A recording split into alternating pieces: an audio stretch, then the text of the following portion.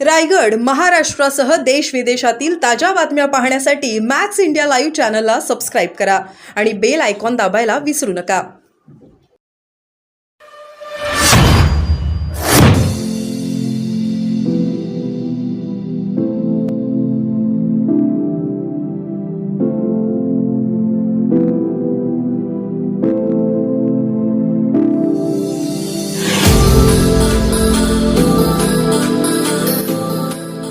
तर तुम्ही फेकून द्या एक इलेक्शन विदाऊट ईव्हीएमचा करून बघा, मग कळेल तुम्हाला किती ताकद आहे तुमची. पण कोर्ट म्हणतंय की लोकसभेच्या निवडणुकीमध्ये महाविकास आघाडीला ज्या काही जागा मिळाल्या होत्या त्यावेळेस तुम्हाला ईव्हीएम चाललं, मग आता का तुमच्या विरोधात केलं? बघा, या निवडणुकीमध्ये ज्या प्रकारचे इलेक्शनचे रिझल्ट्स आलेले आहे ते बघता आपल्याला कळेल की म्हणजे खूप सारे असे कॉन्स्टिट्युएन्सीज आहेत ज्याचा निकाल जे आलेला आहे ते खूप संशयास्पद आहे.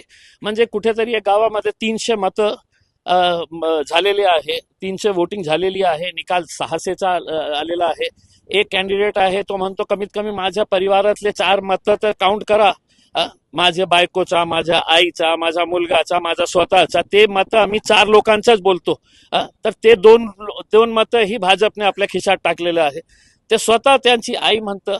असे अनेक असे प्रकरण आहे की ज्याच्यामध्ये क्वेश्चन मार्क निर्माण होतो. तर लोकांना नाही पाहिजे ना, मग कोर्टानेही सांगा ना, कोर्टाचाही काय इंटरेस्ट आहे की नाही मोदी साहेब म्हणत आहे की ईव्हीएम मशीन, तर नाही ईव्हीएम मशीनवरच होणार. लोकशाही आहे, लोकशाहीमध्ये जे लोकांना पाहिजे ते लोकांना आपल्याला द्यायला पाहिजे. मवियानं जर का लढा उभारला तर तुम्ही सहभागी होणार? 100% आम्ही, कारण त्याचा शिकार आम्ही पण झालेलो आहे साहेब. मागच्या निवडणुकी लोकसभामध्ये आम्ही, मला माहीत आहे की कशा प्रकारचे पैशाचा वापर करण्यात आला होता. आणि स्वतः मुख्यमंत्री पैसे घेऊन येणार असेल तर राज्य कुठे चाललेलं आहे तुम्ही विचार करा. पोलिसांच्या गाड्यांमध्ये पैशाचा वापर वितरित करण्यात येत होतं. तर तुम्ही बघा की महाराष्ट्र कुठे चाललेला आहे. आणि स्पष्टपणे बोलताना मुख्यमंत्र्याला मी चॅलेंज करतो ना की तुम्ही हे मला सिद्ध करून दाखवा की तुम्ही पैसे आपल्या हेलिकॉप्टरमध्ये नाही आणले होते करके. ज्या मुख्यमंत्री स्वतः हेलिकॉप्टरमध्ये पैसे आणतात, आपल्या पोलिसांच्या गाड्यांचा वापर करून त्या पैसा गावागावापर्यंत पोहोचवण्याचं काम केलेलं आहे, मग कुठेतरी कोणीतरी चुकत आहे ना, म्हणून तुम्ही गप्प बसलेले आहे. नाहीतर बोला इम्तियाज जलील खोटं बोलतं आहे करके. मग काढा ते सगळं CCTV फुटेज जे हेलिकॉप्टरमध्ये आपण आले होते, वालूच्या कोणत्या हॉटेलमध्ये आपण बसले होते, 3 दिवस कशा प्रकारचे तिथे किती लोक यायचं, ते सगळं CCTV फुटेज काढून बघा ना तुम्ही. दुसरं असं की सरकारची मुदत संपूर्ण आता दुसरा दिवस उलटलाय, तिसरा दिवस आहे, अद्यापही काही झालेलं नाहीये, तर त्यावरती तुम्हाला काय वाटतं? आता कसली सरकार बाबा, 2 दिवस काय 2 वर्षही तसं चालवत. त्यांचं काय है, त्यांच्याकडे आकडे आलेले आहे. 2 दिवस काय, 2 आठवडे काय, 2 महीने काय उसमें, हमारे को ऐसी चलाने का है उसमें. लोकशाही हळूहळू संपत चाललेली आहे देशामध्ये. हुकुमशाहीच्या आपण वाटेने आपण जात आहे. याची नेमकी काय कारण वाटते तुम्हाला? काय कारण काय आहे इसमें? जे लोकांना पाहिजे ते आपल्याला द्यायचं नाही. जे आपल्याला आपल्या मर्जीप्रमाणे जे करायचं आहे ते करत आहे. त्या झाडावर पतंग मला बघायला मिळत आहे, खूप आनंद वाटतं की कमीत कमी झाडावर तर पतंग आहे.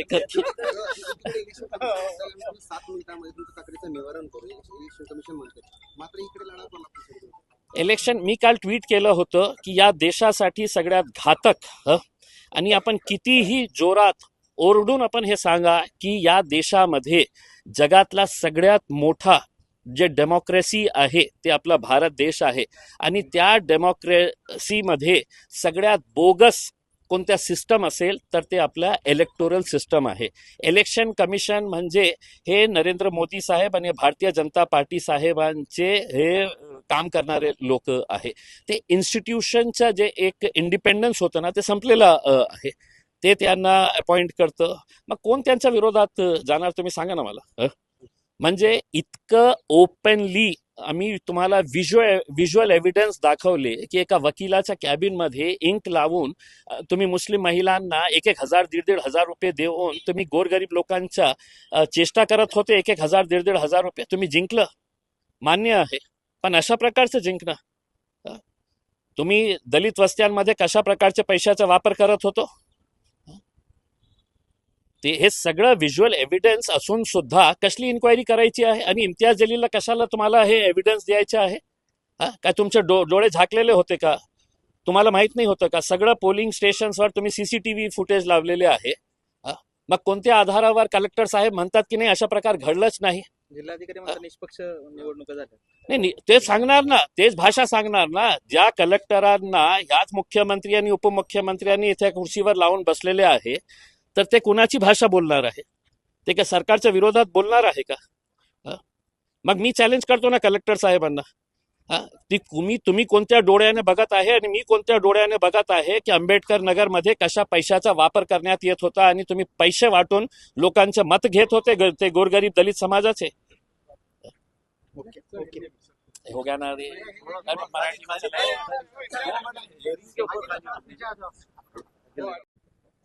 सर तुम्ही जे आरोप केले होते त्याच्यावर सुनावणी झाली, नेमकं काय सांगणे आज काय काय नेमकं घडलं? नाही, मी जे आरोप केले होते त्याचे पुरावे दिले होते आणि त्या अनुषंगाने एक 3 मेंबर्सची कमिटी तयार करण्यात आलेली आहे.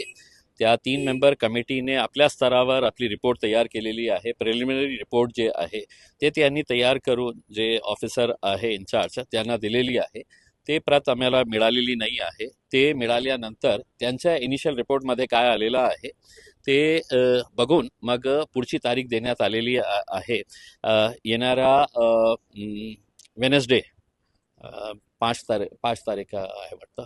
तर 5 तारखेला पुढची सुनावणी होणार आहे. तोपर्यंत जे त्यांची इन्क्वायरी कमिटीची रिपोर्ट आहे आणि मी जे तक्रार केलेली आहे ते माझ्या विरोधातले जे कॅन्डिडेट होते त्यांना ते कॉपीज पाहिजे होती.